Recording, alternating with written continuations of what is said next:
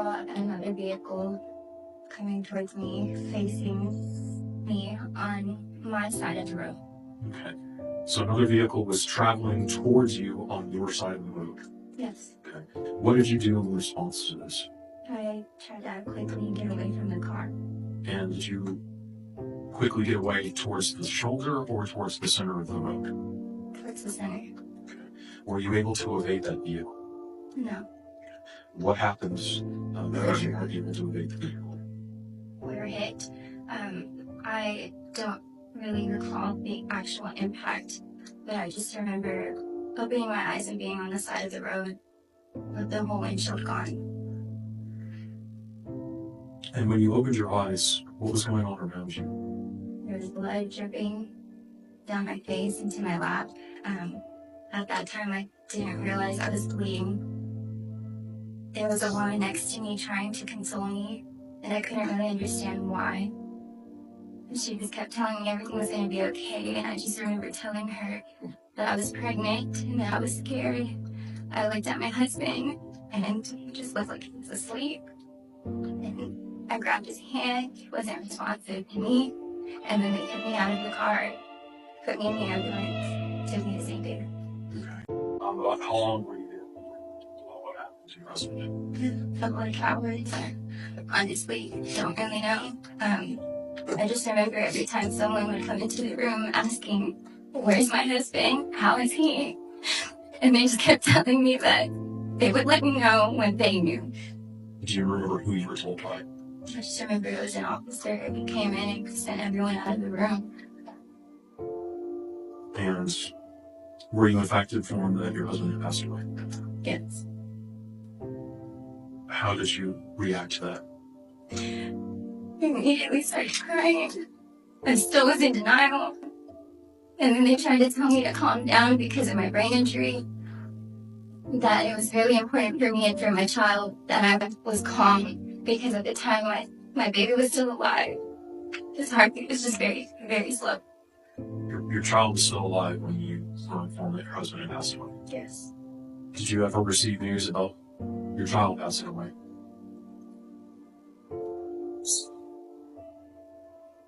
Were you informed that your child had passed away? In like 3 or 4 hours. So it was the same day? Not technically, but in the same night. And who informed you of that? It was the second nurse that came in to check on the status of my child before they wanted me to go to sleep. And she came in to check his heartbeat, and she couldn't find it. So then they did an ultrasound, and that's when they saw that his heart wasn't beating. How did you react to that? Like any mother would, just knowing that you just lost your husband and your son, the last piece of him that I had in this world. When you were informed that your child had passed away, did they immediately induce labor? No, Were you informed why they waited? because of my brain injury. Were they concerned that inducing labor could aggravate that? Yes. How long did you have to carry your child before you were induced? For 4 days. 4 days.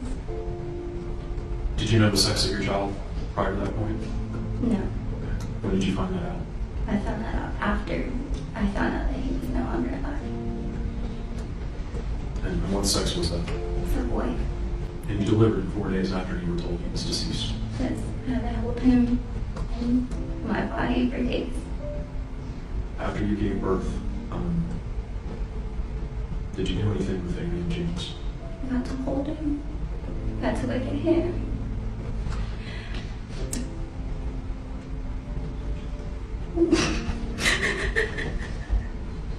I got to hold him I got to keep him in the room for a couple hours. Got to look at his little features, and at that point he had already shown resemblance to his father. He looked just like my husband.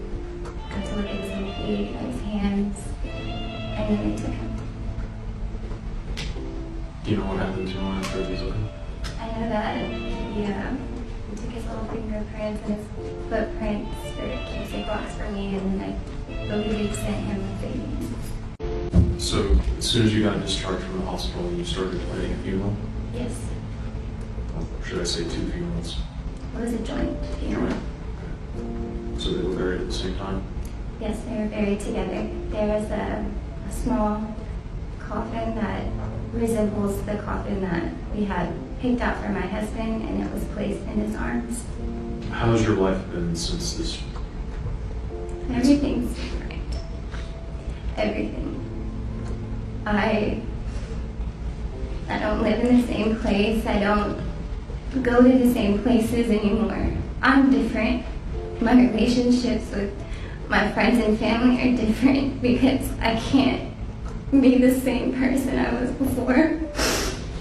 I can't be available to my friends and family because of this pain. I've had to move. I've had to completely rethink and everything that I had, going all of our plans. Why did you move? Because I couldn't stay in our home by myself. I still feel like this was just a really, really bad dream. And that my husband's just gonna come home. I'll never be the same. Never. There will never be another normal. This is always something that's going to be there. My heart will always be broken.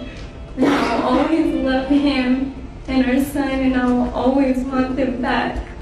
And this will always hurt.